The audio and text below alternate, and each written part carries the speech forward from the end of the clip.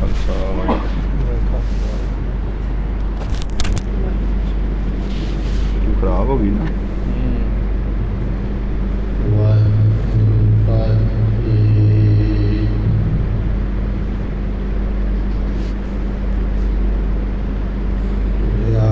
ਅਰਦਾਸ ਮਾਰ ਜੀਉ ਪਿੰਡ ਸਭ ਤੇਰਾ, ਕਹੋ ਨਾਨਕ ਸਭ ਤੇਰੀ ਵਡਿਆਈ, ਕੋਈ ਨਾਉ ਨ ਜਾਣੈ ਮੇਰਾ। ਤੇਰੇ ਕਵਨ ਕਵਨ ਗੁਣ ਕਹਿ ਕਹਿ ਗਾਵਾਂ, ਤੂੰ ਸਾਹਿਬ ਗੁਣੀ ਨਿਧਾਨਾ। ਤੁਮਰੀ ਮਹਿਮਾ ਵਰਨ ਨ ਸਾਕੋ, ਤੂੰ ਠਾਕੁਰ ਊਚ ਭਗਵਾਨਾ।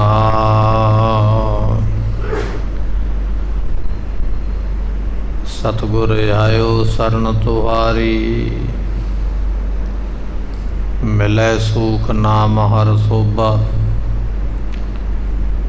ਚਿੰਤਾ ਲਾਹੇ ਹਮਾਰੀ, ਅਵਰ ਨ ਸੂਝੈ ਦੂਜੀ ਠਾਹਰ। ਘਰ ਪਰਿਓ ਤੋ ਦੁਆਰੀ, ਲੇਖਾ ਛੋੜਿਆ ਲੇਖਾ ਛੁਟੈ। ਹਮ ਨਿਰਗੁਣ ਲਿਓ ਉਬਾਰੀ, ਸਦ ਬਖਸ਼ਿੰਦ ਸਦਾ ਮਿਹਰਵਾਨਾ। ਸਭਨਾ ਦੇ ਆਧਾਰੀ, ਨਾਨਕ ਦਾਸ ਸੰਤ ਪਾਛੈ ਪਰਿਓ। ਰਾਖ ਲਿਓ ਇਹ ਬਾਰੀ, ਸੁਕਾਓ ਅਟਲ ਗੁਰ ਸੇਵੀਐ। ਅਹਨਸ ਸਹਿਜ ਸੁਭਾਇ, ਦਰਸ਼ਨ ਪਰਸੈ ਗੁਰੂ ਕੈ। ਜਨਮ ਮਰਨ ਦੁਖ ਜਾ, ਹੋਵੈ ਸਿਫਤਕ ਸਮ। ਨੂਰੇ ਅਰਸੋਂ ਕੁਰਸੋਂ, ਤੁਧ ਡਿਠੇ ਸੱਚੇ ਪਾਤਸ਼ਾਹ। ਮਲ ਜਨਮ ਜਨਮ ਦੀ, ਤੁਧ ਡਿਠੇ ਸੱਚੇ ਪਾਤਸ਼ਾਹ। ਮਲ ਜਨਮ ਜਨਮ ਦੀ ਕਟੀਐ। ਸਤਨਾਮ ਸ੍ਰੀ ਵਾਹਿਗੁਰੂ ਸਾਹਿਬ ਜੀਓ। ਸ਼ਲੋਕ ਮਹਲਾ ਤੀਜਾ। ਬ੍ਰਹਮ ਬਿੰਦਾ ਤਿਸ ਕਾ ਬ੍ਰਹਮਤ ਰਹੈ, ਏਕ ਸ਼ਬਦ ਲਿਵ ਲਾਏ। ਨਵ ਨਿਧੀ 18 ਸਿੱਧੀ ਪਿੱਛੇ ਲੱਗੀਆਂ ਫਿਰੈ। ਜੋ ਹਰ ਹਿਰਦੈ ਸਦਾ ਵਸਾਏ,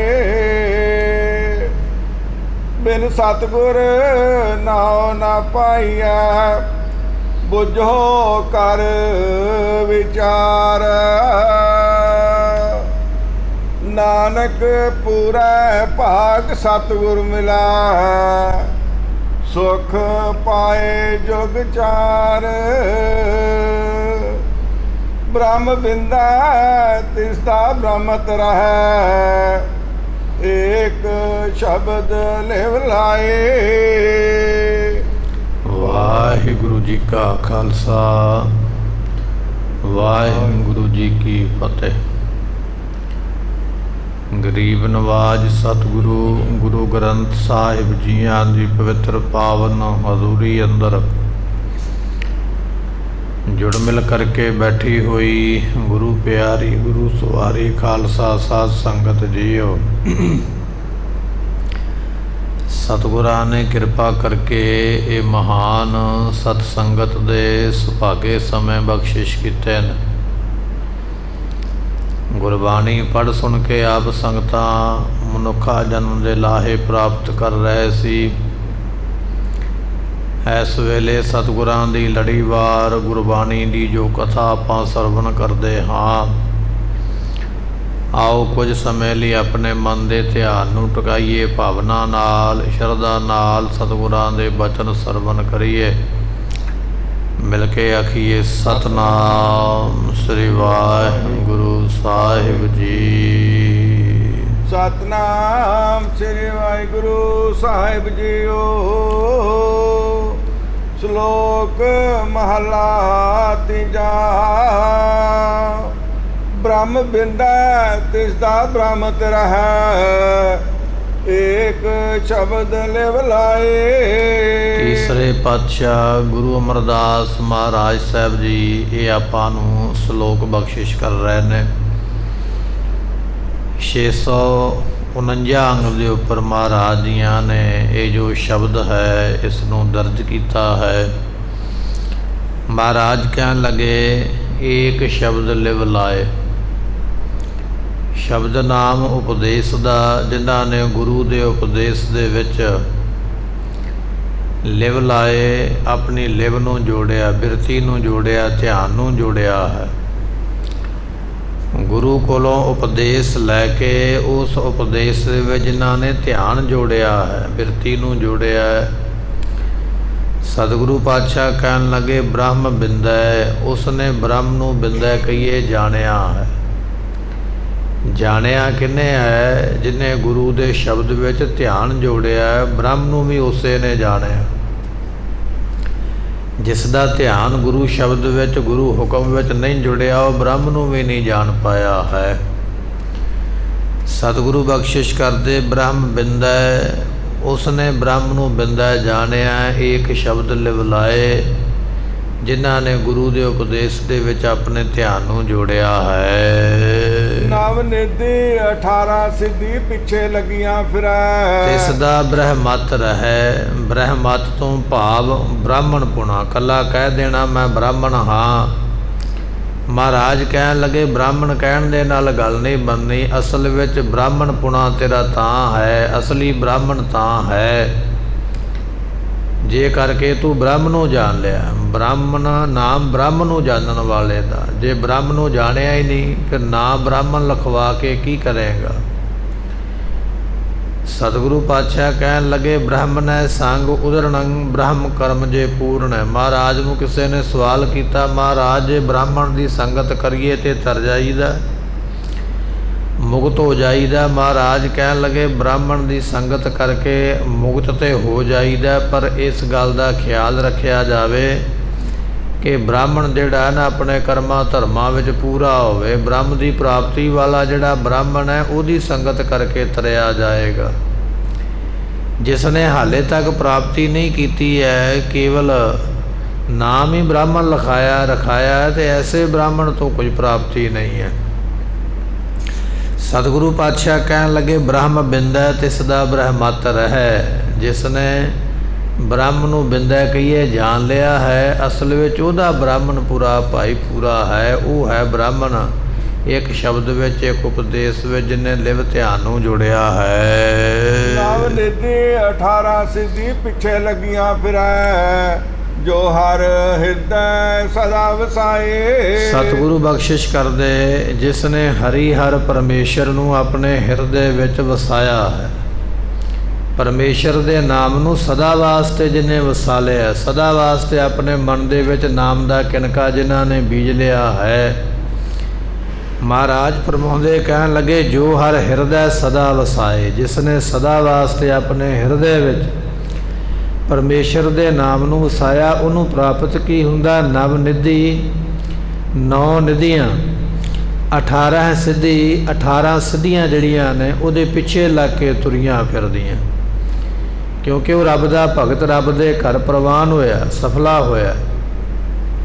ਇਸ ਕਰਕੇ ਰਿਧੀਆਂ ਸਿੱਧੀਆਂ ਉਹਦੇ ਮਗਰ ਤੁਰੀਆਂ ਫਿਰਦੀਆਂ, ਉਹਦੀਆਂ ਦਾਸੀਆਂ ਬਣੀਆਂ ਹੋਈਆਂ। ਮਾਇਆ ਦਾਸੀ ਭਗਤਾਂ ਕੀ ਕਾਰ ਕਮਾਵੇ। ਤੇ ਗੁਰਮੁਖੋ ਰਿਧੀ ਸਿੱਧੀ ਵੀ ਤੇ ਮਾਇਆ ਹੀ ਹੈ ਨਾ, ਮਾਇਆ ਦਾ ਇੱਕ ਰੂਪ ਰਿਧੀ ਸਿੱਧੀ ਹੈ।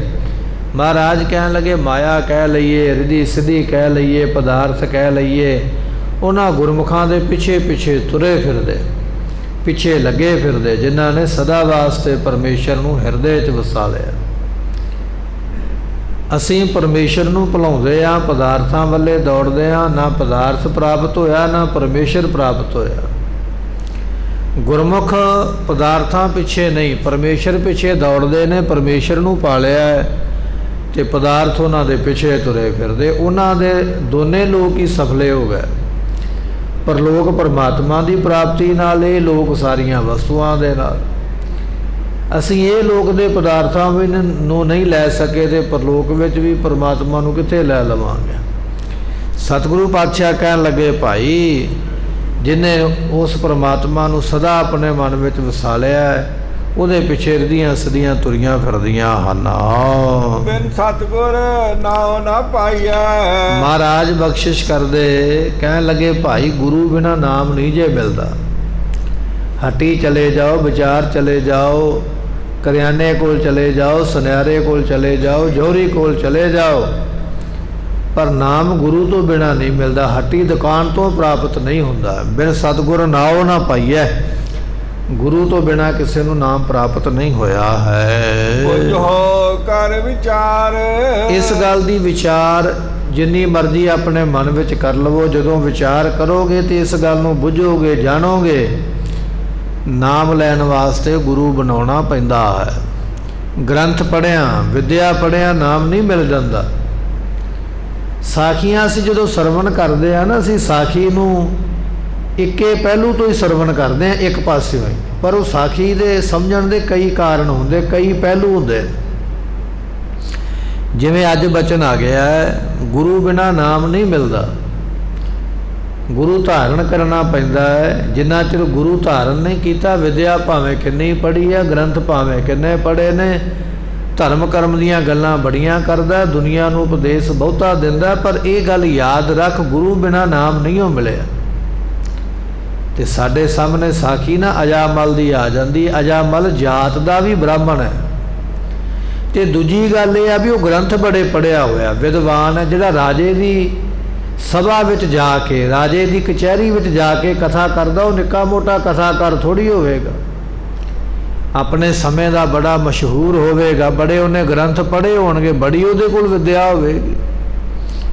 ਰਾਜੇ ਦੇ ਦਰਬਾਰ ਵਿੱਚ ਹਾਜ਼ਰੀ ਭਰਨੀ ਹੈ, ਆਮ ਨਹੀਂ, ਉਹ ਖਾਸ ਹੈ। ਪਰ ਇੰਨੀ ਵਿਦਿਆ ਪੜ੍ਹਨ ਵਾਲਾ ਜਾਤ ਦਾ ਵੀ ਬ੍ਰਾਹਮਣ ਹੈ, ਪਰ ਆਪਣੇ ਪਾਪ ਤੋਂ ਆਪਣੇ ਆਪ ਨੂੰ ਮੁਕਤ ਨਹੀਂ ਕਰ ਸਕਿਆ। ਗ੍ਰੰਥਾਂ ਦਾ ਗਿਆਨ ਤੇ ਹੈ, ਤੇ ਕੀ ਕਰਨਾ ਪਿਆ? ਕਿਸੇ ਸਾਧੂ ਨੂੰ ਗੁਰੂ ਧਾਰਨ ਕਰਨਾ ਪਿਆ। ਤੇ ਸਾਧੂ ਨੇ ਫਿਰ ਨਾਰਾਇਣ ਦਾ ਨਾਮ ਦਿੱਤਾ ਤੇ ਨਾਮ ਜਪਿਆ। ਇਹ ਆਪਾਂ ਸਾਖੀ ਤੇ ਕਈ ਵਾਰੀ ਸਰਵਣ ਕਰਦੇ ਹਾਂ ਵੀ ਉਹ ਜਮਾ ਤੋਂ ਕੋਲੋਂ ਕਿਵੇਂ ਬਚਿਆ, ਪਰ ਇੱਥੇ ਸਾਖੀ ਦਾ ਇੱਕ ਪਹਿਲੂ ਇਹ ਵੀ ਹੈ ਗੁਰਮੁਖੋ, ਵੀ ਐਡੇ ਵੱਡੇ ਪੰਡਤ ਨੂੰ, ਬ੍ਰਾਹਮਣ ਨੂੰ, ਵਿਦਵਾਨ ਨੂੰ, ਜਿਹਦੀ ਇੰਨੀ ਮਸ਼ਹੂਰੀ ਹੈ, ਆਪਣੇ ਆਪ ਮੁਕਤੀ ਨਹੀਂ ਲੈ ਸਕਿਆ, ਆਪਣੇ ਆਪ ਨਾਮ ਨਹੀਂ ਜਪ ਸਕਿਆ, ਜਿੰਨਾ ਚਿਰ ਕਿਸੇ ਸੰਤ ਨੂੰ ਆਪਣਾ ਗੁਰੂ ਨਹੀਂ ਬਣਾਇਆ, ਗੁਰੂ ਨਹੀਂ ਧਾਰਨ ਕੀਤਾ। ਤੇ ਸਤਿਗੁਰੂ ਪਾਤਸ਼ਾਹ ਕਹਿਣ ਲੱਗੇ, ਤੇਰੇ ਮਨ ਵਿੱਚ ਹੁੰਦਾ ਵੀ 2-4 ਰਸਾਲੇ ਪੜ੍ਹ ਲਵਾਂ, 2-4 ਅਖਬਾਰ ਪੜ੍ਹ ਲਵਾਂ, 2-4 ਕਿਤਾਬਾਂ ਧਰਮ ਦੀਆਂ ਪੜ੍ਹ ਲਵਾਂ, ਮੈਂ ਤੇ ਜੀ ਪ੍ਰਚਾਰਕ ਬਣ ਗਿਆ, ਮੈਂ ਤੇ ਗਿਆਨੀ ਵਿਦਵਾਨ ਬਣ ਗਿਆ, ਹੁਣ ਮੈਂ ਤੇ ਦੁਨੀਆ ਨੂੰ ਸੇਧ ਦੇਵਾਂਗਾ। ਅਜੇ ਤੈਨੂੰ ਸੇਧ ਆਪਣੇ ਆਪ ਨੂੰ ਨਹੀਂ ਮਿਲੀ ਹੈ। ਦੁਨੀਆ ਨੂੰ ਸੇਧ ਦੇਣੀ ਤੇ ਦੂਰ ਦੀ ਗੱਲ ਹੈ। ਇਹ ਗ੍ਰੰਥ ਪੜ੍ਹਿਆ ਮਤਾ ਇਹ ਸੋਚ ਲਾ ਵੀ ਮੈਨੂੰ ਸਭ ਕੁਝ ਮਾਫ ਹੈ। ਨਹੀਂ, ਗੁਰੂ ਤੈਨੂੰ ਵੀ ਧਾਰਨ ਕਰਨਾ ਪੈਣਾ। ਜਿੰਨਾ ਚਿਰ ਗੁਰੂ ਧਾਰਨ ਨਹੀਂ ਕਰਦਾ, ਉਹਨਾਂ ਚਿਰ ਪ੍ਰਾਪਤੀ ਨਹੀਂ ਹੈ। ਨਾਨਕ ਪੂਰਾ ਭਾਗ ਸਤਿਗੁਰ ਮਿਲੈ। ਸਤਿਗੁਰੂ ਪਾਤਸ਼ਾਹ ਕਹਿਣ ਲੱਗੇ, ਬੁੱਝੋ ਕਰ ਵਿਚਾਰ। ਇਸ ਗੱਲ ਦੀ ਵਿਚਾਰ ਕਰ ਲੈ, ਮਨ ਵਿੱਚ ਸਮਝ ਲੈ, ਬੁੱਝ ਲੈ, ਜਾਣ ਲੈ, ਗੁਰੂ ਬਿਨਾ ਨਾਮ ਨਹੀਂ ਮਿਲਦਾ ਹੈ। ਨਾਨਕ ਪੂਰੇ ਭਾਗ ਸਤਿਗੁਰ ਮਿਲੈ। ਪਰ ਗੁਰਮੁਖੋ ਜਿਨ੍ਹਾਂ ਦੇ ਭਾਗ ਪੂਰੇ ਹੋ ਜਾਣ, ਸਤਿਗੁਰੂ ਉਹਨਾਂ ਨੂੰ ਮਿਲਦਾ। ਗੁਰੂ ਵੀ ਸਾਰਿਆਂ ਨੂੰ ਨਹੀਂ ਮਿਲਦਾ। ਗੁਰੂ ਵੀ ਉਹਨਾਂ ਨੂੰ ਮਿਲਦਾ ਹੈ ਜਿਨ੍ਹਾਂ ਦੇ ਭਾਗ ਪੂਰੇ ਨੇ। ਜਿਹਦੇ ਭਾਗ ਨਹੀਂ ਨਾ ਪੂਰੇ, ਕਰਮ ਨਹੀਂ ਨਾ ਚੰਗੇ, ਉਹਨਾਂ ਨੂੰ ਗੁਰੂ ਵੀ ਨਹੀਂ ਮਿਲਿਆ। ਉਹ ਗੁਰੂ ਦੇ ਕੋਲ ਬੈਠੇ ਰਹੇ, ਕੋਲ ਆਉਂਦੇ ਜ਼ਰੂਰ ਰਹੇ ਨੇ, ਪਰ ਕੋਲ ਆ ਕੇ ਵੀ ਗੁਰੂ ਨੂੰ ਪ੍ਰਾਪਤ ਨਹੀਂ ਕਰ ਪਾਏ। ਜਿਵੇਂ ਕਮਲ ਦਾ ਫੁੱਲ ਪਾਣੀ ਵਿੱਚ ਨਿਵਾਸ ਕਰਦਾ ਹੈ ਨਾ, ਤੇ ਪਾਣੀ ਦੇ ਵਿੱਚ ਹੀ ਡੱਡੂ ਰਹਿੰਦਾ। ਡੱਡੂ ਕਮਲ ਫੁੱਲ ਦੇ ਕੋਲੋਂ ਜਾ ਕੇ ਜਾਲਾ ਖਾ ਸਕਦਾ ਹੈ, ਮੈਲ ਖਾ ਸਕਦਾ ਹੈ, ਕਮਲ ਫੁੱਲ ਦੀ ਸੁਗੰਧੀ ਨਹੀਂ ਲੈ ਸਕਦਾ। ਇਸੇ ਤਰ੍ਹਾਂ ਗੁਰਮੁਖੋ ਗੁਰੂ ਤੇ ਕਮਲ ਦਾ ਫੁੱਲ ਹੀ ਹੈ, ਪਰ ਗੁਰੂ ਦੇ ਕੋਲ ਕਈ ਲੋਕ ਐਸੇ ਵੀ ਰਹਿੰਦੇ ਜਿਨ੍ਹਾਂ ਦਾ ਕੰਮ ਹੈ ਨਿੰਦਿਆ ਕਰਨੀ, ਚੁਗਲੀ ਕਰਨਾ, ਮਾੜਾ ਕਰਨਾ, ਉਪਦਰਵ ਕਰਨਾ। ਉਹ ਐਸੀਆਂ ਹੀ ਮੈਲਾਂ ਖਾਂਦੇ, ਭਗਤੀ ਰੂਪੀ ਮਹਿਕ ਨੂੰ ਲੈ ਨਹੀਂ ਸਕੇ, ਖੁਸ਼ਬੂ ਨੂੰ ਨਹੀਂ ਲੈ ਸਕੇ। ਗੁਰੂ ਦੇ ਕੋਲ ਰਹਿੰਦੇ ਜ਼ਰੂਰ, ਪਰ ਗੁਰੂ ਵਾਲੇ ਨਹੀਂ ਬਣ ਸਕੇ। ਧੰਨ ਗੁਰੂ ਅਮਰਦਾਸ ਮਹਾਰਾਜ ਜੀ ਜਦੋਂ ਰਹਿੰਦੇ ਨਾ ਗੋਇੰਦਵਾਲ ਦੀ ਧਰਤੀ ਤੇ, ਹੁਣ ਸਤਿਗੁਰਾਂ ਦੇ ਦਰਸ਼ਨ ਤੇ ਬੜੇ ਮਹਾਨ ਨੇ। ਜਿਹੜੇ ਗੋਇੰਦਵਾਲ ਦੇ ਵੱਡੇ ਵੱਡੇ ਸੇਠ ਨੇ ਨਾ, ਉਹ ਆਉਂਦੇ ਨੇ, ਮਹਾਰਾਜ ਦੇ ਦਰਸ਼ਨ ਜ਼ਰੂਰ ਕਰਦੇ, ਪਰ ਛੂਤ ਛਾਤ ਵੀ ਮੰਨਦੇ, ਬਚਨ ਨਹੀਂ ਮੰਨਦੇ। ਦਰਸ਼ਨ ਕਰਦੇ ਪਰ ਬਚਨ ਨਹੀਂ ਮੰਨਦੇ। ਮਹਾਰਾਜ ਨੇ ਛੂਤ ਛਾਤ ਤੋਂ, ਜਾਤ ਪਾਤ ਦੇ ਭੇਦ ਤੋਂ ਪਰੇ ਕੀਤਾ, ਪਰ ਮੰਨਦੇ ਨੇ। ਕਿਸੇ ਸਿੱਖ ਨੇ ਦੱਸਿਆ, ਮਹਾਰਾਜ ਦਰਸ਼ਨ ਤੇ ਤੁਹਾਡੇ ਕਰਦੇ, ਮੱਥਾ ਤੇ ਤੁਹਾਨੂੰ ਟੇਕਦੇ, ਪਰ ਇਹ ਲੋਕ ਪੰਗਤ ਸੰਗਤ ਵਿੱਚ ਪ੍ਰਸ਼ਾਦਾ ਛਕਣ ਨੂੰ ਤਿਆਰ ਨਹੀਂ। ਇਹ ਛੂਤ ਛਾਤ ਨੂੰ ਹਾਲੇ ਮੰਨਦੇ ਪਏ। ਜਾਤ ਪਾਤ ਦਾ ਭਰਮ ਇਹਨਾਂ ਦੇ ਮਨ ਵਿੱਚ ਹੈ। ਤੇ ਸਤਿਗੁਰੂ ਪਾਤਸ਼ਾਹ ਕਹਿਣ ਲੱਗੇ, ਜਿੰਨਾ ਚਿਰ ਬਚਨ ਨਹੀਂ ਮੰਨਣਗੇ, ਕਮਾਈ ਨਹੀਂ ਕਰਨਗੇ, ਮੁਕਤ ਕਿਵੇਂ ਹੋਣਗੇ? ਫਿਰ ਤੇ ਹੋ ਹੀ ਨਹੀਂ ਸਕਦੇ। ਤੇ ਮਹਾਰਾਜ ਜੀਆਂ ਨੇ ਫਿਰ ਇਹਨਾਂ ਨੂੰ ਬਚਨ ਬਣਾਉਣ ਵਾਸਤੇ ਨਾ ਆਪਣੇ ਦਰਸ਼ਨ ਦੇਣ ਦਾ ਜਿਹੜਾ ਦਰਵਾਜ਼ਾ ਸੀ, ਮਹਾਰਾਜ ਨੇ ਲੰਗਰ ਦੇ ਵਿੱਚੋਂ ਰੱਖਿਆ। ਕਹਿਣ ਲੱਗੇ, ਪਹਿਲਾਂ ਲੰਗਰ ਛਕੋਗੇ, ਫਿਰ ਉਸ ਦਰਵਾਜ਼ੇ ਵਿੱਚੋਂ ਲੰਘ ਕੇ ਸਾਡੇ ਕੋਲ ਆਓਗੇ, ਦਰਸ਼ਨ ਅਸੀਂ ਤਾਂ ਦੇਵਾਂਗੇ, ਨਹੀਂ ਤੇ ਦੇਵਾਂਗੇ ਹੀ ਨਹੀਂ। ਉੱਥੇ ਫਿਰ ਮਹਾਰਾਜ ਨੇ ਬਚਨ ਵੀ ਕੀਤਾ, ਪਹਿਲੇ ਪੰਗਤ ਪਾਛੈ ਸੰਗਤ। ਪਹਿਲਾਂ ਪੰਗਤ ਵਿੱਚ ਬੈਠ, ਭੇਦ ਭਰਮ ਨੂੰ ਖਤਮ ਕਰ, ਫਿਰ ਸੰਗਤ ਵਿੱਚ ਆ, ਲਾਭ ਤਾਂ ਹੈ। ਪਰ ਕੁਝ ਲੋਕ ਉੱਥੇ ਐਸੇ ਵੀ ਸਨ ਜਿਨ੍ਹਾਂ ਨੇ ਗੁਰੂ ਕੋਲ ਆਉਣਾ ਬੰਦ ਹੀ ਕਰ ਦਿੱਤਾ। ਕਹਿਣ ਲੱਗੇ, ਨਾ ਅਸੀਂ ਗੁਰੂ ਮੰਨੀਏ, ਨਾ ਅਸੀਂ ਗੁਰੂ ਦੀ ਗੱਲ ਮੰਨੀਏ। ਮਹਾਰਾਜ ਕਹਿਣ ਲੱਗੇ, ਭਾਈ ਭਾਗਾਂ ਤੋਂ ਬਿਨਾਂ ਗੁਰੂ ਦੀ ਪ੍ਰਾਪਤੀ ਨਹੀਂ ਹੈ। ਭਾਵੇਂ ਉਹ ਲੋਕ ਗੋਇੰਦਵਾਲ ਦੇ ਵਿੱਚ ਹੀ ਰਹਿੰਦੇ ਸਨ, ਗੁਰੂ ਨੂੰ ਪ੍ਰਾਪਤ ਨਹੀਂ ਕਰ ਪਾਏ, ਗੁਰੂ ਦਾ ਬਚਨ ਨਹੀਂ ਮੰਨ ਪਾਏ। ਕੁਝ ਲੋਕ ਜਿਹੜੇ ਨੇ ਖਡੂਰ ਸਾਹਿਬ ਵੀ ਰਹਿੰਦੇ ਨੇ, ਮੀਂਹ ਨਹੀਂ ਪੈਂਦਾ। ਕਿਸੇ ਮਨਮੁਖ ਤਪੇ ਨੇ ਆਖਿਆ, ਗੁਰੂ ਆ ਗਿਆ ਤੁਹਾਡੇ ਪਿੰਡ ਵਿੱਚ, ਮੀਂਹ ਤਾਂ ਨਹੀਂ ਪੈਂਦਾ। ਰਹਿੰਦੇ ਇਹ ਵੀ ਖਡੂਰ ਸਾਹਿਬ ਹੀ ਨੇ, ਰਹਿੰਦੇ ਗੁਰੂ ਪਾਤਸ਼ਾਹ ਵੀ ਖਡੂਰ ਸਾਹਿਬ ਹੀ ਨੇ, ਪਰ ਇਹਨਾਂ ਨੂੰ ਗੁਰੂ ਦੀ ਮਹਿਮਾ ਦਾ ਪਤਾ ਨਹੀਂ। ਚੁੱਕਿਆ ਮੰਜਾ ਮਹਾਰਾਜ ਦਾ ਪਲੰਘਾ ਮੋਢੇ ਤੇ, ਸਤਿਗੁਰਾਂ ਨੂੰ ਪਿੰਡੋਂ ਬਾਰ-ਬਾਰ ਕੱਢ ਕੇ ਦੂਰ ਕਿਤੇ ਛੱਡ ਆਏ।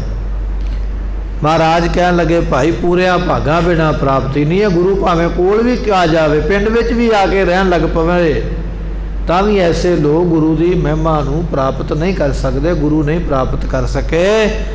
ਉਹਦਾ ਕਾਰਨ ਇਹ ਆ ਵੀ ਉਹ ਕਰਮਾਂ ਵਿੱਚ ਦਾਤ ਲਿਖੀ ਨਹੀਂ ਹੈ। ਪੂਰਾ ਭਾਗ ਸਤਿਗੁਰ ਮਿਲੇ, ਜਿਨ੍ਹਾਂ ਦੇ ਭਾਗ ਪੂਰੇ ਨੇ, ਕਰਮ ਚੰਗੇ ਨੇ, ਉਹਨਾਂ ਨੂੰ ਗੁਰੂ ਪ੍ਰਾਪਤ ਹੁੰਦਾ ਹੈ। ਸੁਖ ਪਾਏ ਜੁਗ ਚਾਰ, ਚਾਰ ਯੁੱਗ ਨੇ, ਸਤਯੁਗ, ਤ੍ਰੇਤਾ, ਦੁਆਪਰ ਤੇ ਕਲਯੁਗ। ਚਾਰ ਯੁੱਗਾਂ ਵਿੱਚ ਸੁਖ ਉਹਨਾਂ ਨੂੰ ਮਿਲਿਆ ਗੁਰਮੁਖੋ ਜਿਨ੍ਹਾਂ ਨੇ ਗੁਰੂ ਧਾਰਨ ਕੀਤਾ। ਜਿਨ੍ਹਾਂ ਨੇ ਗੁਰੂ ਧਾਰਨ ਨਹੀਂ ਕੀਤਾ, ਆਪਾਂ ਆਖਦੇ ਹਾਂ ਵੀ ਸਤਯੁਗ ਦੇ ਵਿੱਚ ਬੜੇ ਲੋਕ ਚੰਗੇ ਸਨ, ਬੜਾ ਸੱਚ ਬੋਲਦੇ ਸਨ। ਤ੍ਰੇਤੇ ਯੁੱਗ ਦੇ ਬੜੇ ਚੰਗੇ, ਦੁਆਪਰ ਯੁੱਗ ਦੇ ਲੋਕ ਬੜੇ ਚੰਗੇ, ਤੇ ਕਲਯੁੱਗ ਦੇ ਲੋਕ ਬੜੇ ਮਾੜੇ। ਪਹਿਲੇ ਯੁੱਗਾਂ ਦੇ ਲੋਕ ਬੜੇ ਚੰਗੇ। ਮਹਾਰਾਜ ਕਹਿਣ ਲੱਗੇ, ਤੇਰੇ ਮਨ ਦਾ ਵੀ ਭਰਮ ਹੀ ਹੈ। ਸੁਖ ਉਦੋਂ ਉਹਨਾਂ ਨੂੰ ਹੀ ਮਿਲਿਆ ਜਿਹੜੇ ਗੁਰੂ ਵਾਲੇ ਬਣੇ, ਜਿਹੜੇ ਉਦੋਂ ਵੀ ਗੁਰੂ ਵਾਲੇ ਨਹੀਂ ਨਾ ਬਣੇ। ਸੁਖ ਉਹਨਾਂ ਨੂੰ ਵੀ ਕੋਈ ਨਹੀਂ ਮਿਲਿਆ। ਭਾਵੇਂ ਰਾਵਣ ਦਾ ਇਤਿਹਾਸ ਪੜ੍ਹ ਲਾ, ਭਾਵੇਂ ਹਰਨਾਕਸ਼ ਦਾ ਇਤਿਹਾਸ ਪੜ੍ਹ ਲਾ, ਭਾਵੇਂ ਕੰਸ ਦਾ ਇਤਿਹਾਸ ਪੜ੍ਹ ਲਾ, ਭਾਵੇਂ ਜਰਾਸੰਧ ਦਾ ਇਤਿਹਾਸ ਪੜ੍ਹ ਲਾ। ਹੋਏ ਤੇ ਪਹਿਲੇ ਯੁੱਗਾਂ ਵਿੱਚ ਹੀ ਨਾ ਵੱਡੇ ਵੱਡੇ ਨਾਮਵਰ ਰਾਜੇ ਨੇ, ਪਰ ਗੁਰੂ ਤੋਂ ਬਿਨਾਂ ਸੁਖ ਨਹੀਂ ਹੈ ਇਹਨਾਂ ਨੂੰ ਮਿਲਿਆ। ਯੁੱਗ ਭਾਵੇਂ ਕੋਈ ਵੀ ਹੋਵੇ, ਤੇ ਜਿਹਨੂੰ ਗੁਰੂ ਮਿਲ ਗਿਆ ਉਹ ਭਾਵੇਂ ਕਲਯੁੱਗ ਦੇ ਵਿੱਚ ਹੀ ਆ ਜਾਵੇ, ਇੱਥੇ ਵੀ ਸੁਖ ਹੈ। ਮਹਾਰਾਜ ਕਹਿਣ ਲੱਗੇ, ਸੁਖ ਪਾਏ ਯੁੱਗ ਚਾਰ। ਚਾਰ ਯੁੱਗਾਂ ਵਿੱਚ ਸੁਖ ਉਹਨਾਂ ਨੇ ਪਾਇਆ ਜਿਨ੍ਹਾਂ ਨੂੰ ਗੁਰੂ ਮਿਲਿਆ। ਜਿਹਨੂੰ ਗੁਰੂ ਨਹੀਂ, ਜਿਹਨੇ ਧਾਰਨ ਕੀਤਾ, ਯੁੱਗ ਭਾਵੇਂ ਕੋਈ ਵੀ ਹੈ, ਸੁਖ ਉਹਨੂੰ ਨਹੀਂ ਮਿਲਿਆ। ਫਿਰ ਬਖਸ਼ਿਸ਼ ਕਰਦੇ ਹਨ। ਨਾਨਕ ਪੂਰੇ ਭਾਗ ਸਤਿਗੁਰ ਮਿਲੈ, ਸੁਖ ਪਾਏ ਜੁਗ ਚਾਰ। ਸਤਿਗੁਰੂ ਬਖਸ਼ਦੇ ਨੇ। ਕਹਿਣ ਲੱਗੇ, ਭਾਈ ਇਹ ਜਿਹੜਾ ਸੰਸਾਰ ਹੈ ਨਾ, ਚੌਂ ਯੁਗੀ ਸੰਸਾਰ ਹੈ। ਇਸੇ ਸੰਸਾਰ ਵਿੱਚ ਹੀ ਸਤਯੁਗ ਆਇਆ, ਇਸੇ ਸੰਸਾਰ ਵਿੱਚ ਹੀ ਤ੍ਰੇਤਾ ਆਇਆ, ਇਸੇ ਸੰਸਾਰ ਵਿੱਚ ਹੀ ਦੁਆਪਰ ਯੁੱਗ ਆਇਆ, ਤੇ ਇਸੇ ਵਿੱਚ ਹੀ ਕਲਯੁਗ ਆਇਆ। ਸੰਸਾਰ ਉਹੀ ਹੈ, ਯੁੱਗ ਬਦਲਿਆ ਹੈ। ਜਿਵੇਂ ਗੁਰੂ ਨਾਨਕ ਦੇਵ ਪਾਤਸ਼ਾਹ ਨੂੰ ਕਿਸੇ ਨੇ ਆਖਿਆ, ਮਹਾਰਾਜ ਗਏ ਨਾ ਵਿਚਰਦੇ ਹੋਏ, ਦੁਆਰਕਾ ਨਗਰੀ ਪਹੁੰਚੇ, ਤੇ ਉੱਥੋਂ ਦੇ ਲੋਕ ਨਾ, ਕੋਈ ਕ੍ਰਿਸ਼ਨ ਬਣ ਗਿਆ, ਕੋਈ ਰਾਧਾ ਬਣ ਗਿਆ, ਤੇ ਨਾਟਕ ਖੇਡ ਕੇ ਵਿਖਾਉਂਦੇ ਪਏ, ਰਾਸ ਪਾਉਂਦੇ, ਰਾਸ ਲੀਲਾ ਕਰਦੇ ਪਏ। ਅੱਜ ਵੀ ਜਦੋਂ ਦਿਨ ਦਿਹਾੜਾ ਆਉਂਦਾ ਨਾ, ਲੋਕ ਰਾਮਲੀਲਾ ਕਰਕੇ ਵਿਖਾਉਂਦੇ, ਕਈ ਕੁਝ, ਕੋਈ ਰਾਮ ਬਣ ਜਾਂਦਾ, ਕੋਈ ਰਾਵਣ ਬਣ ਜਾਂਦਾ। ਜਦੋਂ ਮਹਾਰਾਜ ਗਏ ਦਵਾਰਕਾ ਤੇ ਰਾਸ ਲੀਲਾ ਪੈ ਰਹੀ ਹੈ, ਕੋਈ ਰਾਧਾ ਬਣਿਆ ਹੋਇਆ, ਕੋਈ ਕ੍ਰਿਸ਼ਨ ਬਣਿਆ ਹੋਇਆ, ਪਰ ਕਰਤੂਤਾਂ ਮਾੜੀਆਂ, ਹਰਕਤਾਂ ਮਾੜੀਆਂ ਕਰਦੇ ਪਏ। ਅੰਦਰ ਮੈਲ ਹੈ, ਅੰਦਰ ਕਪਟ ਹੈ, ਅੰਦਰ ਛਲ ਹੈ। ਧਾਰਮਿਕ ਲਿਬਾਸ ਪਾ ਕੇ, ਦੇਵੀ ਦੇਵਤਾ ਬਣ ਕੇ, ਭਗਵਾਨ ਬਣ ਕੇ, ਗੋਪੀ ਬਣ ਕੇ ਲਿਬਾਸ ਤੇ ਪਾ ਲਿਆ, ਪਰ ਹਰਕਤਾਂ ਮਾੜੀਆਂ ਕਰਦੇ ਪਏ। ਮਹਾਰਾਜ ਕਹਿਣ ਲੱਗੇ, ਓਏ ਕੀ ਕਰਦੇ ਪਏ? ਇੱਕ ਪਾਸੇ ਭਗਵਾਨ ਬਣੇ ਹੋ, ਕ੍ਰਿਸ਼ਨ ਬਣ ਗਏ, ਰਾਧਾ ਬਣ ਗਏ, ਦੂਜੇ ਪਾਸੇ ਛੇੜਖਾਨੀਆਂ, ਕਰਤੂਤਾਂ ਮਾੜੀਆਂ ਕਰਦੇ ਪਏ, ਇਹ ਕੀ ਕਰਦੇ ਪਏ? ਤਾਂ ਉਹਨਾਂ ਨੇ ਹੱਥ ਜੋੜ ਕੇ ਆਖਿਆ, ਕਹਿਣ ਲੱਗੇ, ਮਹਾਰਾਜ ਕੀ ਕਰੀਏ, ਕਲਯੁਗ ਹੈ, ਤੇ ਕਲਯੁਗ ਦੇ ਵਿੱਚ ਇਹੋ ਜਿਹੇ ਕਰਮ ਹੋ ਜਾਂਦੇ। ਤੇ ਸਤਿਗੁਰੂ ਪਾਤਸ਼ਾਹ ਕਹਿਣ ਲੱਗੇ, ਕਲਯੁਗ ਹੈ ਕਿੱਥੇ? ਟਿਕਾਣਾ ਵੀ ਤੇ ਦੱਸੋ ਨਾ ਵੀ ਕਿੱਥੇ ਹੈ ਕਲਯੁਗ। ਉਹ ਸ਼ਹਿਰ ਦਾ ਨਾਂ ਦੱਸ ਦਿਓ, ਦੇਸ਼ ਦਾ ਨਾਂ ਦੱਸ ਦਿਓ, ਪਿੰਡ ਦਾ ਨਾਮ, ਘਰ ਦਾ ਨਾਮ, ਕਲਯੁਗ ਰਹਿੰਦਾ ਕਿੱਥੇ ਹੈ?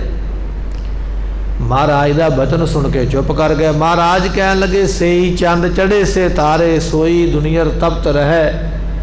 ਕਹਿੰਦੇ ਚੰਦਰਮਾ ਵੀ ਉਹੀ ਹੈ ਜਿਹੜਾ ਸਤਿਯੁਗ ਵਿੱਚ ਚੜ੍ਹਿਆ, ਤੇ ਕਲਯੁਗ ਦੇ ਵਿੱਚ ਵੀ ਉਹੀ ਹੈ। ਸੋਈ ਚੰਦ ਚੜ੍ਹੇ ਸੇ ਤਾਰੇ, ਤਾਰੇ ਵੀ ਉਹੀ ਨੇ ਜਿਹੜੇ ਸਤਿਯੁਗ ਵਿੱਚ ਚੜ੍ਹਦੇ, ਤੇ ਅੱਜ ਵੀ ਉਹੀ ਨੇ। ਸੋਈ ਦਿਨੀਅਰ ਤਪਤ ਰਹਿ, ਦਿਨੀਅਰ ਨਾਮ ਗੁਰਮੁਖੋ ਸੂਰਜ ਦਾ। ਕਹਿੰਦੇ ਸੂਰਜ ਵੀ ਤੇ ਉਹੀ ਹੈ ਜਿਹੜਾ ਸਤਿਯੁਗ ਵਿੱਚ ਚੱਲਦਾ ਸੀ, ਤੇ ਅੱਜ ਵੀ ਉਹੀ ਹੈ। ਸਾ ਧਰਤੀ ਸਾ ਪੌਣ ਝੁਲਾਰੈ। ਕਹਿੰਦੇ ਧਰਤੀ ਵੀ ਭਾਈ ਉਹੀ ਹੈ ਜਿਹੜੀ ਸਤਿਯੁਗ ਵਿੱਚ ਸੀ, ਤੇ ਹਵਾ ਵੀ ਉਹੀ ਚੱਲਦੀ ਹੈ ਜਿਹੜੀ ਸਤਿਯੁਗ ਵਿੱਚ ਚੱਲਦੀ ਸੀ। ਜਦੋਂ ਸਭ ਕੁਝ ਹੈ ਉਹੀ ਹੈ ਜਿਹੜਾ ਸਤਿਯੁਗ ਦੇ ਵਿੱਚ ਸੀ, ਫਿਰ ਕਲਯੁਗ ਕਿੱਥੇ ਹੈ? ਸਾਨੂੰ ਦੱਸੋ। ਕਲਯੁਗ ਕਿਤੇ ਬਾਹਰ ਨਹੀਂ ਆਇਆ, ਕਲਯੁਗ ਤੇਰੀਆਂ ਵਿਚਾਰਾਂ ਵਿੱਚ ਆ ਗਿਆ, ਤੇਰੇ ਸੁਭਾਅ ਵਿੱਚ ਆ ਗਿਆ, ਤੇਰੀਆਂ ਹਰਕਤਾਂ ਵਿੱਚ ਆ ਗਿਆ, ਤੇਰੀਆਂ ਕਰਤੂਤਾਂ ਵਿੱਚ ਆ ਗਿਆ। ਇਹ ਮਹਾਰਾਜ ਨੇ ਉੱਥੇ ਬਚਨ ਕੀਤੇ। ਕਹਿਣ ਲੱਗੇ, ਭਾਈ ਇਹ ਜਿਹੜਾ ਸੰਸਾਰ ਹੈ ਨਾ, ਇਹ ਚੌਂ ਜੁਗੀ ਸੰਸਾਰ, ਚਾਰੇ ਯੁੱਗ ਇਸੇ ਸੰਸਾਰ ਵਿੱਚ ਹੀ ਆਏ, ਪਰ ਇਸੇ ਸੰਸਾਰ ਵਿੱਚ ਸੁੱਖ ਉਹਨੂੰ ਮਿਲਿਆ ਜਿਹਨੂੰ ਗੁਰੂ ਮਿਲਿਆ। ਭਾਵੇਂ ਉਹ ਤ੍ਰੇਤਾ ਯੁੱਗ ਹੈ, ਭਾਵੇਂ ਉਹ ਸਤਿਯੁਗ, ਤੇ ਭਾਵੇਂ ਕਲਯੁਗ ਹੈ। ਜਿਹਨੂੰ ਗੁਰੂ ਨਹੀਂ ਮਿਲਿਆ ਉਹਨੂੰ ਸਤਿਯੁਗ ਵਿੱਚ ਵੀ ਸੁੱਖ ਨਹੀਂ ਮਿਲਿਆ। ਇਸ ਸੰਸਾਰ ਵਿੱਚ ਸੁੱਖ ਉਹਨੂੰ ਜਿਹਨੂੰ ਗੁਰੂ ਮਿਲਦਾ ਹੈ। ਮਹਲਾ ਤੀਜਾ। ਕਿਆ ਗਬਰੂ ਕਿਆ ਬਿਰਧ ਹੈ, ਮਨ ਮੁਖ ਤ੍ਰਿਸ਼ਨਾ ਭੁੱਖ ਨਾ ਜਾਏ। ਸਤਿਗੁਰੂ ਪਾਤਸ਼ਾਹ ਕਹਿਣ ਲੱਗੇ, ਮਨਮੁਖ ਬੰਦੇ ਨੂੰ ਜੇ ਗੱਭਰੂ ਅਵਸਥਾ ਮਿਲ ਗਈ, ਗੱਭਰੂ ਜਵਾਨੀ ਦੀ ਅਵਸਥਾ, ਜੋਬਨ ਦੀ ਅਵਸਥਾ ਹੈ, ਮਨਮੁਖ ਪਰ ਹੈ ਜਵਾਨੀ, ਤੇ ਮਹਾਰਾਜ ਕਹਿਣ ਲੱਗੇ, ਕੀ ਕਰਨਾ ਇਹੋ ਜੀ ਜਵਾਨੀ ਨੂੰ? ਜਵਾਨੀ ਵਿੱਚ ਕਿਹੜਾ ਉਸਨੇ ਰੱਬ ਨੂੰ ਜਪ ਲੈਣਾ? ਨਾ ਕਾਲੀ ਦਾੜੀ ਹੁੰਦਿਆਂ ਨਾਮ ਜਪਿਆ, ਨਾ ਚਿੱਟੀ ਹੁੰਦਿਆਂ ਜਪਿਆ।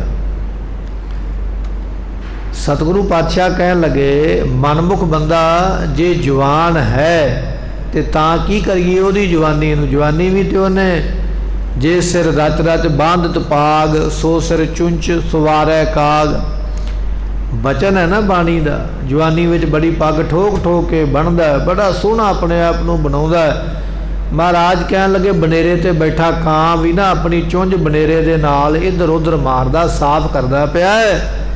ਇਹ ਪੱਗ ਬੰਨਣ ਵਾਲਾ ਮੇਰਾ ਖਾਜਾ ਬਣਨਾ, ਅੱਜ ਨਹੀਂ ਤੇ ਕੱਲ ਇਹਨੂੰ ਮੈਂ ਹੀ ਖਾਣਾ ਹੈ। ਜੇ ਸਿਰ ਰਚ ਰਚ ਬਾਂਧਤ ਪਾਗ, ਜੇ ਸਿਰ ਦੇ ਉੱਪਰ ਬੜੀ ਪੱਗ ਬੰਨ੍ਹਦਾ, ਬੜੀਆਂ ਲਿਸ਼ਕਾਂ ਵਗੈਰਾ ਲਾਉਂਦਾ, ਬੜਾ ਫੱਬਦਾ, ਸੋ ਸਿਰ ਚੁੰਚ ਸਵਾਰੈ ਕਾਗ। ਉਹ ਸਿਰ ਨੂੰ ਖਾਣ ਵਾਸਤੇ ਕਾਂ ਵੀ ਆਪਣੀ ਚੁੰਝ ਸਵਾਰਦਾ ਪਿਆ। ਮਨਮੁਖ ਬੰਦਿਆ, ਤੇਰੀ ਜਵਾਨੀ ਨੂੰ ਕੀ ਕਰਨਾ ਹੈ? ਵਿਕਾਰਾਂ ਵਿੱਚ ਹੀ ਲੰਘ ਜਾਣੀ ਹੈ। 12 ਬਰਸ ਬਾਲਪਨ ਬੀਤੇ, 20 ਬਰਸ ਕਸ ਤਪ ਨਾ ਕੀਓ, 30 ਬਰਸ ਕਸ ਦੇਵ ਨਾ ਪੂਜਾ। ਫਿਰ ਪਛਤਾਨਾ ਬਿਰਧ ਭਇਓ, ਮੇਰੀ ਮੇਰੀ ਕਰਤੇ ਜਨਮ ਗਇਓ, ਸਾਰੀ ਉਮਰਾ ਚਲੇ ਗਈ। ਮਨਮੁਖ ਨੇ ਕੀ ਖਟਿਆ ਜਵਾਨੀ ਵਿੱਚ? ਕੁਝ ਨਹੀਂ ਖਟਿਆ। ਕਿਆ ਗੱਭਰੂ? ਮਨਮੁਖ ਬੰਦਾ ਗੱਭਰੂ, ਤੇ ਤਾਂ ਕੀ ਹੋਇਆ? ਕੋਈ ਪ੍ਰਾਪਤੀ ਨਹੀਂ ਹੈ। ਕਿਆ ਬਿਰਧ ਹੈ। ਤੇ ਜੇ ਉਹ ਬੁੱਢਾ ਹੋ ਗਿਆ ਨਾ, ਤੇ ਬੁੱਢੇ ਹੋਣ ਦਾ ਵੀ ਕੋਈ ਫਾਇਦਾ ਨਹੀਂ। ਬੁੱਢੇ ਹੋ ਕੇ ਨਹੀਂ ਵੀ ਸਿਆਣਪ ਆ ਗਈ ਹੈ। ਕਈ ਬੁੱਢੇ ਵੀ ਇਹੋ ਜਿਹੀਆਂ ਕਰਤੂਤਾਂ ਕਰਦੇ ਵੀ ਮਾਰਾਂ ਹੀ ਖਾਂਦੇ, ਦੁਨੀਆ ਦੇ ਕੋਲੋਂ ਲਾਹਨਤਾਂ ਹੀ ਲੈਂਦੇ। ਬੁੱਢੇ ਹੋ ਕੇ ਵੀ ਸਿਆਣਪ ਨਹੀਂ ਆਉਂਦੀ ਹੈ। ਬੁੱਢੇ ਹੋ ਕੇ ਵੀ ਕਈ ਲੋਕ ਕੁਕਰਮ ਕਰਦੇ, ਕੁਕਰਮੀ ਕਰਦੇ, ਮਾਰ ਖਾਂਦੇ, ਇੱਜ਼ਤ ਗਵਾਉਂਦੇ, ਘਰੋਂ ਬਾਹਰੋਂ ਕੱਢੇ ਜਾਂਦੇ।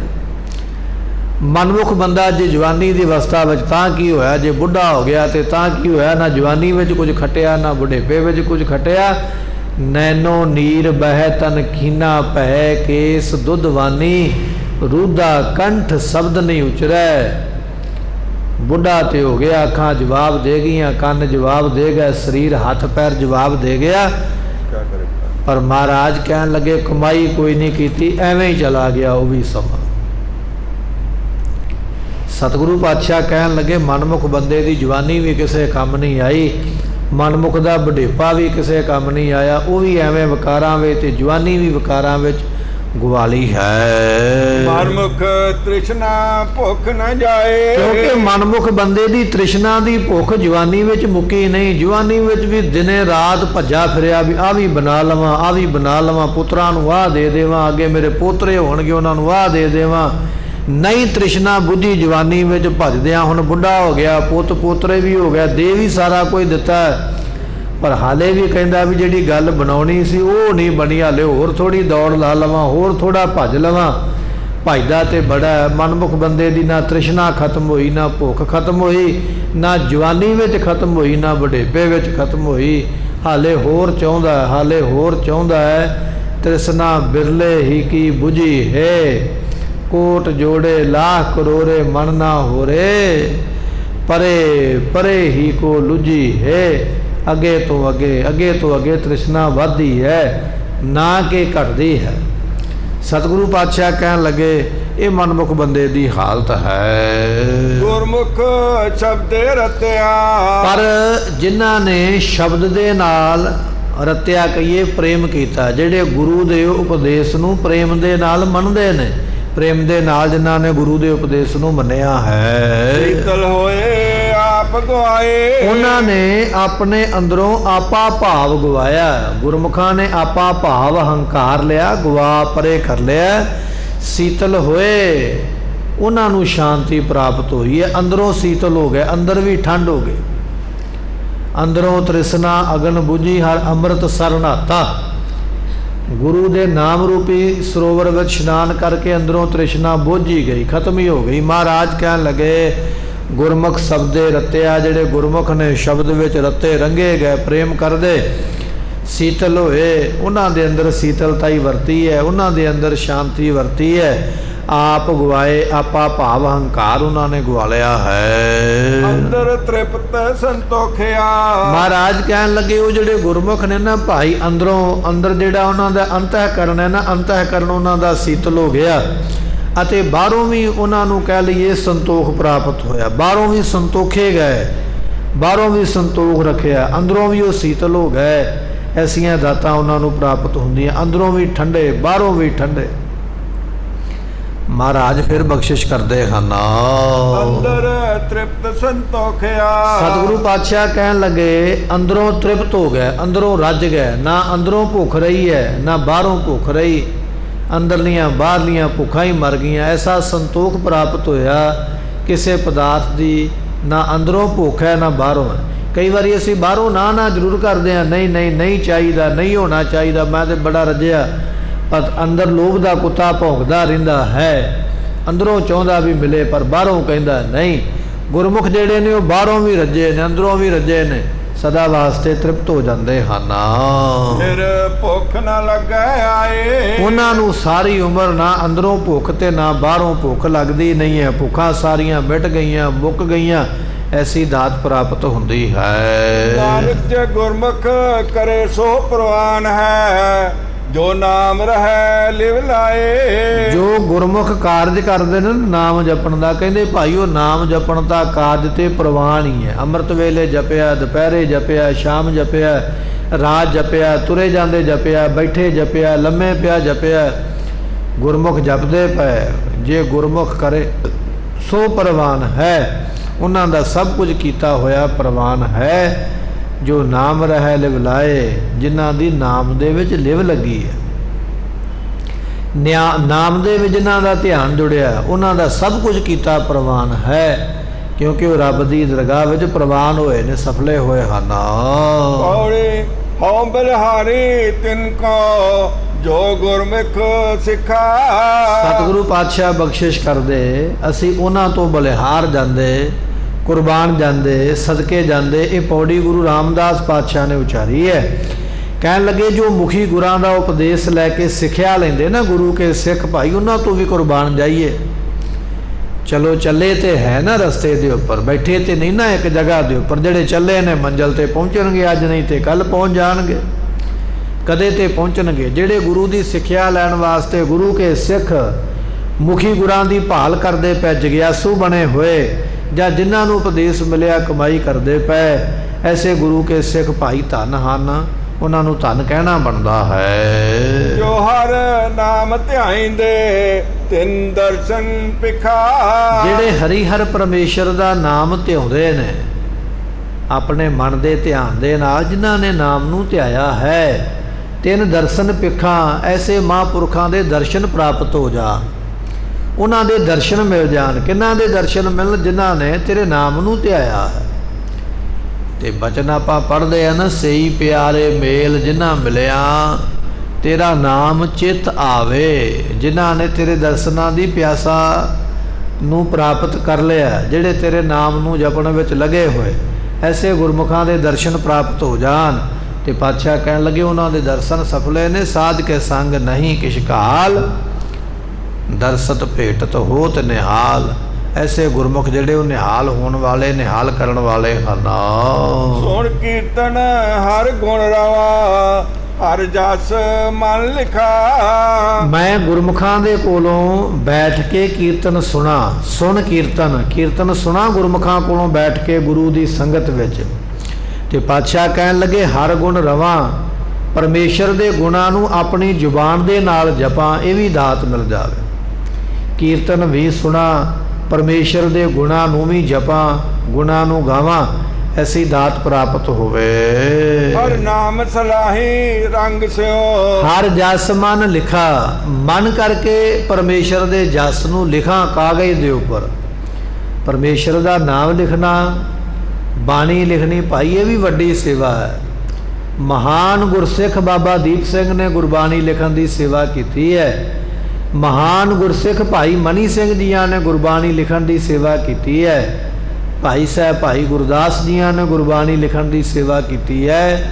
ਸੀਨੇ ਪਸੀਨੇ ਥਾਂ ਪਰ ਥਾਂ ਬੇਅੰਤ ਗੁਰਸਿੱਖਾਂ ਨੇ ਗੁਰਬਾਣੀ ਲਿਖੀ ਹੈ। ਮਹਾਰਾਜ ਕਹਿਣ ਲੱਗੇ ਜਿਨ੍ਹਾਂ ਨੇ ਮਨ ਕਰਕੇ ਪਰਮੇਸ਼ਰ ਦੇ ਜਸ ਨੂੰ ਲਿਖਿਆ ਭਾਈ, ਉਹਨਾਂ ਤੋਂ ਕੁਰਬਾਨ ਜਾਈਏ, ਸਦਕੇ ਜਾਣਾ ਕਰੀਏ। ਹਰ ਨਾਮ ਸਲਾਹੀ ਰੰਗ ਸਿਓ, ਸਭ ਕਿਲ ਵਿਖ ਕ੍ਰਿਖਾ। ਜਿਹੜੇ ਰੰਗ ਕਹੀਏ ਪ੍ਰੇਮ ਦੇ ਨਾਲ ਪ੍ਰਮਾਤਮਾ ਦੇ ਨਾਮ ਦੀ ਸਿਫਤ ਕਰਦੇ ਨੇ, ਰੰਗ ਪ੍ਰੇਮ, ਪ੍ਰੇਮ ਦੇ ਨਾਲ ਭਰੇ ਹੋਏ, ਪ੍ਰੇਮ ਦੇ ਬੱਧੇ ਹੋਏ, ਪ੍ਰੇਮ ਦੇ ਨਾਲ, ਪ੍ਰੇਮ ਦੇ ਸਮੇਤ ਜਿਹੜੇ ਗੁਰੂ ਦੀ ਕਰਦੇ ਨੇ ਸਲਾਹਤ ਸਿਫਤ, ਜਿਸ ਨੂੰ ਬਖਸ਼ੇ ਸਿਫਤ ਸਲਾਹ ਨਾਨਕ ਪਾਤਸ਼ਾਹੀ।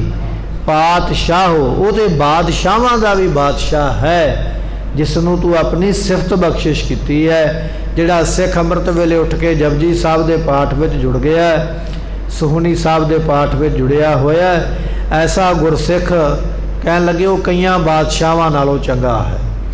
ਮਹਾਰਾਜ ਕਹਿਣ ਲੱਗੇ ਭਾਈ ਬਚਨ ਹੈ ਹਰ ਨਾਮ ਸਲਾਹੀ ਰੰਗ ਸਿਓ, ਜਿਨ੍ਹਾਂ ਨੇ ਰੰਗ ਕਹੀਏ ਪ੍ਰੇਮ ਦੇ ਨਾਲ ਪ੍ਰਮਾਤਮਾ ਦੇ ਨਾਮ ਦੀ ਸਿਫਤ ਨੂੰ ਕੀਤਾ ਹੈ। ਸਭ ਕਿਲ ਵਿਖ ਕ੍ਰਿਖਾ, ਉਹਦੇ ਜਿਹੜੇ ਕਿਲ ਵਿਖ ਬੱਜਰ ਪਾਪ ਨੇ, ਕ੍ਰਿਖਾ ਕਹੀਏ ਨਾਸ ਹੀ ਹੋ ਗਿਆ, ਖਤਮ ਹੀ ਹੋ ਗਿਆ।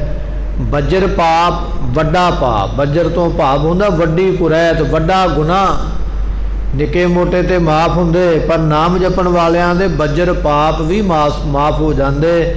ਬ੍ਰਾਹਮਣ ਕੈਲੀ ਘਾਤ ਕੰਜਕਾ, ਅਨਚਾਰੀ ਕਾ ਧਾਨ, ਫਿਟਕ ਫਿਟਕਾ ਕੋਟ ਬਦੀਆ, ਸਦਾ ਸਦਾ ਅਭਮਾਨ, ਪਾਹੇ ਏਤੇ ਜਾਹੇ ਵਿਸਰ ਨਾਨਕਾ। ਇੱਕ ਨਾਮ ਇਹ ਚਾਰ ਬੱਜਰ ਪਾਪ ਮਹਾਰਾਜ ਨੇ ਲਿਖੇ ਨੇ।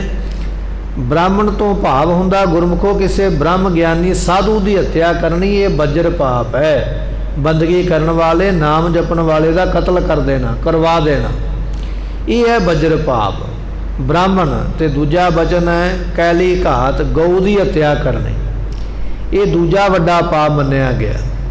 ਤੇ ਕੰਜਕਾ ਤੋਂ ਭਾਵ ਹੁੰਦਾ ਕੰਨਿਆ, ਬੱਚੀ, ਧੀ ਨੂੰ ਟੈਸਟ ਕਰਵਾ ਕੇ ਮਾਂ ਦੇ ਪੇਟ ਵਿੱਚ ਮਰਵਾ ਦੇਣਾ, ਜਾਂ ਜਨਮ ਮਿਲਿਆ ਤੇ ਬਾਅਦ ਵਿੱਚ ਮਾਰ ਦੇਣਾ, ਇਹ ਵੀ ਬੱਜਰ ਪਾਪ ਹੈ। ਬ੍ਰਾਹਮਣ ਕੈਲੀ ਘਾਤ ਕੰਜਕਾ, ਕੰਜਕਾ ਲੜਕੀ ਦੀ ਹੱਤਿਆ ਕਰਨੀ, ਇਹ ਵੀ ਪਾਪ, ਵੱਡਾ ਪਾਪ ਮੰਨਿਆ ਜਾਂਦਾ ਬੱਜਰ ਪਾਪ। ਤੇ ਚੌਥਾ ਬਚਨ ਮਹਾਰਾਜ ਨੇ ਲਿਖਿਆ ਅਨਚਾਰੀ ਕਾ ਧਾਨ। ਅਨਚਾਰੀ ਤੋਂ ਭਾਵ ਹੁੰਦਾ ਜਿਹਦਾ ਆਚਾਰ ਕੋਈ ਨਾ ਹੋਵੇ, ਜਿਹਦਾ ਕਰਤੱਵ ਕੋਈ ਨਾ ਹੋਵੇ, ਜਿਹਦਾ ਚੰਗਾ ਜੀਵਨ ਨਾ ਹੋਵੇ। ਜਿਵੇਂ ਮੰਨ ਲਈਏ ਕਿ ਇੱਕ ਵੇਸਵਾ ਹੈ, ਆਪਣਾ ਸਰੀਰ ਵੇਚਦੀ ਹੈ, ਵੇਸਵਾ ਦੇ ਘਰ ਦਾ ਭੋਜਨ ਛਕ ਲੈਣਾ ਇਹ ਵੀ ਬੱਜਰ ਪਾਪ ਹੈ। ਸਤਿਗੁਰੂ ਪਾਤਸ਼ਾਹ ਕਹਿਣ ਲੱਗੇ ਹਰ ਨਾਮ ਸਲਾਹੀ ਰੰਗ ਸਿਓ, ਜਿਹੜੇ ਪ੍ਰੇਮ ਦੇ ਨਾਲ ਨਾਮ ਜਪਦੇ ਸਭ ਕਿਲਵਿਖ ਕ੍ਰਿਖਾ, ਕਿਲਵਿਖ ਬੱਜਰ ਪਾਪ, ਇਹ ਚਾਰੇ ਬੱਜਰ ਪਾਪ ਉਹਦੇ ਮਾਫ ਹੋ ਜਾਣਗੇ ਜਿਹੜੇ ਪ੍ਰੇਮ ਦੇ ਨਾਲ ਨਾਮ ਜਪਦੇ ਹਨ। ਧਨ ਧਨ ਸੁਹਾਵਾ ਸੋ ਸਰੀਰ ਥਾਨ ਹੈ, ਜਿੱਥੈ ਮੇਰਾ ਗੁਰ ਧਰੇ ਵਿਖਾ। ਸਤਿਗੁਰੂ ਪਾਤਸ਼ਾਹ ਕਹਿਣ ਲੱਗੇ ਧਨ ਧਨ ਸੁਹਾਵਾ ਸੋ ਸਰੀਰ ਥਾਨ ਹੈ। ਉਹ ਸਰੀਰ ਰੂਪੀ ਥਾਂ ਸੁਹਾਵਨਾ ਹੈ, ਸ਼ੋਭਨੀਕ ਹੈ। ਕਿਹੜਾ? ਜਿੱਥੇ ਮੇਰਾ ਗੁਰ ਧਰੇ ਵਿਖਾ। ਵਿਖਾ ਨਾਮ ਗੁਰਮੁਖੋ ਚਰਨਾਂ ਦਾ, ਜਿੱਥੇ ਗੁਰੂ ਚਰਨ ਰੱਖ ਦੇਵੇ। ਸਾ ਧਰਤੀ ਭਈ ਹਰਿਆਵਲੀ, ਜਿੱਥੇ ਮੇਰਾ ਸਤਿਗੁਰ ਬੈਠਾ। ਇਹ ਬਚਨ ਨੇ ਨਾ, ਜਿੱਥੇ ਮਹਾਰਾਜ ਨੇ ਚਰਨ ਪਾਏ ਉਹ ਧਰਤੀ ਸ਼ੋਭਨੀਕ ਹੋ ਜਾਂਦੀ ਹੈ। ਇਸੇ ਤਰ੍ਹਾਂ ਗੁਰਮੁਖਾਂ ਦਾ ਸਰੀਰ ਵੀ ਗੁਰਮੁਖੋ ਇਹ ਧਰਤੀ ਹੈ। ਇਹ ਸਰੀਰ ਦੇ ਵਿੱਚ ਜਿੱਥੇ ਗੁਰੂ ਦੇ ਬਚਨ ਆ ਕੇ ਵਸ ਗਏ ਨਾ, ਗੁਰੂ ਦੇ ਬਚਨਾਂ ਰੂਪੀ ਚਰਨ ਜਿਹੜੇ ਸਰੀਰ ਵਿੱਚ ਹਿਰਦੇ ਵਿੱਚ ਵਸ ਗਏ, ਉਹ ਹਿਰਦਾ ਵੀ ਸਫਲਾ ਹੈ, ਉਹ ਸਰੀਰ ਵੀ ਸਫਲਾ ਹੈ। ਐਸੀਆਂ ਦਾਤਾਂ ਉਹਨਾਂ ਨੂੰ ਪ੍ਰਾਪਤ ਹੁੰਦੀਆਂ। ਸਮੇਂ ਦੀ ਸਮਾਪਤੀ, ਭੁੱਲਾਂ ਦੀ ਮੁਆਫੀ ਦਿਓ ਸੱਜਣ ਅਸੀਸੜੀਆਂ, ਜੋ ਹੋਵੇ ਸਾਹਿਬ ਸਿਓ ਮੇਲ। ਹਰ ਨਾਮ ਸਲਾਹੇ ਰੰਗ ਸਿਓ, ਸਭ ਕਿਲਵਿਖ ਕ੍ਰਿਖਾ। ਧਨ ਧਨ ਸੁਹਾਵਾ ਸੋ ਸਰੀਰ ਥਾਨ ਹੈ, ਜਿੱਥੈ ਮੇਰਾ ਗੁਰ ਧਰੇ ਵਿਖਾ। ਵਾਹਿਗੁਰੂ ਜੀ ਕਾ ਖਾਲਸਾ, ਵਾਹਿਗੁਰੂ ਜੀ ਕੀ ਫਤਿਹ।